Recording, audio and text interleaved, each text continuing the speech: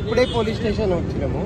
గోలన్న గారు వచ్చి అడిగారు ఇప్పుడు ఏమేమి సెక్షన్ పెట్టారు, ఏమి అఫెన్స్ ఏంది, సెక్షన్స్ ఏం పెట్టిరో చూసిన తర్వాత అప్పుడు పేలబుల్లా నాన్ పేలబుల్లా చూసిన తర్వాత అది అనుకోని సంఘటన.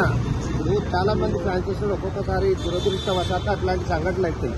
అలాంటిది గోలన్న గారు దగ్గరుండి దీన్ని పరిశీలించేసి ఈ తమ్ముడికి ఒక రైతు బిడ్డ ఆయనకి ఏం తెలియదు, కొత్తగా వచ్చిండు, ఆయనకు తెలియకుండా జరిగిన సంఘటన కాబట్టి చట్టాన్ని గౌరవించాలి కాబట్టి ఆయన తీసుకొచ్చేసి ఇప్పుడు పోయి ఏమేమి పెట్టిరో చూసిన తర్వాత ఫర్దర్గా బెయిలబుల్ పెడితేనేమో ఇక్కడనే స్పెషల్ బెయిల్ తీసుకుంటాం.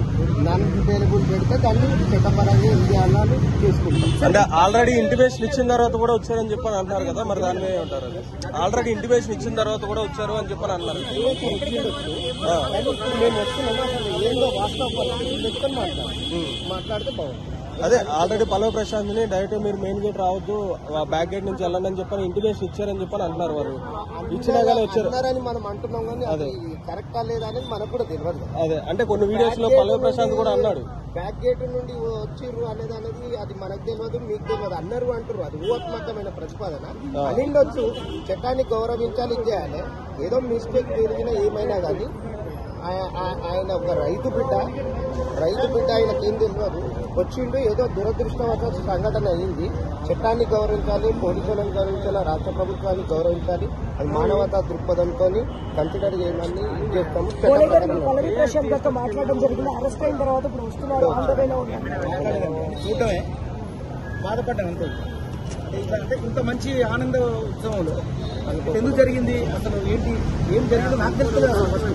నేను కూడా నా కార్లో కూడా వస్తున్నప్పుడు చాలా మంది జనాలు, అంటే ఒక సెలబ్రేషన్ జరిగేటప్పుడు జనాలు గుమిగూడతారు. అందులో రకరకాల వ్యక్తులు ఉంటారు. కొంతమంది వ్యక్తులతో అంతమంది జనాలకు ధ్యానం వస్తుంది. అంత మాత్రాన ఒక మంచి పేరు తెచ్చుకున్నటువంటి వ్యక్తి ఇలా ఎందుకు జరిగింది ఆయనకు అనే దాని మీద నాకు కూడా అర్థం కావట్లేదు.